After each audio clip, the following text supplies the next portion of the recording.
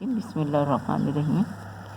ہم روزے کے بارے میں تذکرہ کر رہے تھے کہ اللہ تعالیٰ نے ہمیں رمضان المبارک کا مہینہ ہمیں نصیب بھی کیا اور وہ ہم سے ایسا رخصت بھی ہوا، جسے ماہ رمضان ہمیں تربیت کرنے کے لیے آیا تھا۔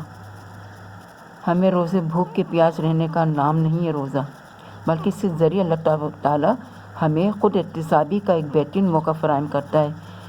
ہمارے سامنے یہ حقیقت عیاں ہوتی ہے کہ عام دنوں میں جن گناہوں، برائیوں اور غلط کاموں کا ذمہ دار ہم شیطان کو ٹھہراتے ہیں، دراصل ذمہ دار ہم خود ہوتے ہیں۔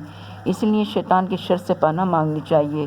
پہلے اس اپنے نفس کے شر سے پناہ مانگنے کی ہمیں اللہ تعالیٰ سے توفیق مانگنی چاہیے۔ یہ اپنا نفس ہی ہے جو شیطان کی چال میں پھنس جاتا ہے۔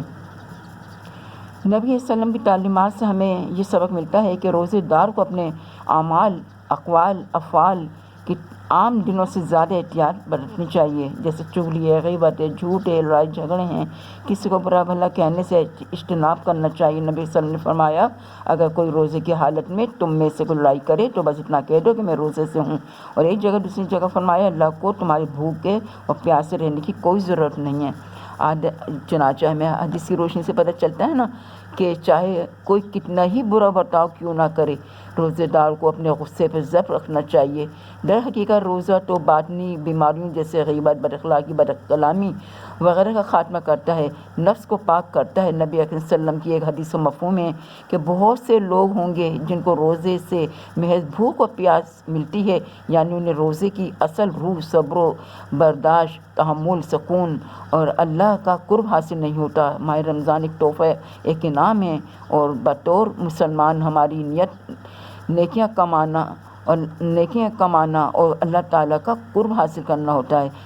روزہ تو جسم کی زکوٰۃ ہے، اس کے لیے نیت کا صاف ہونا ضروری ہے۔ رمضان میں اگر عبادت کی بجائے وزن کم کرنے کی نیت کی تو روزے کی کوالٹی اور مقصد متاثر نہیں ہوگا۔ ہمیں تو صرف روزے سے اپنی جسمانی تندرستی سے بچاؤ، چستی کا خزانہ ہے، بسیار خوری سے پرہیز کرنا ہے، اور یہ تو فوائد لازم حاصل ہو کر ہی رہیں گے، مگر ماہ صیام کو خلوص نیت کے ساتھ عبادت، برکات، تزکیہ نفس اور گناہوں کی بخشش کے طور پر لینا چاہیے، تاکہ دنیا اور آخرت دونوں سنور سکے۔ جزاک اللہ خیر۔ اسے آپ زیادہ سے زیادہ شیئر کریں اور لائک کرے گا اور سبسکرائب بھی کریے گا۔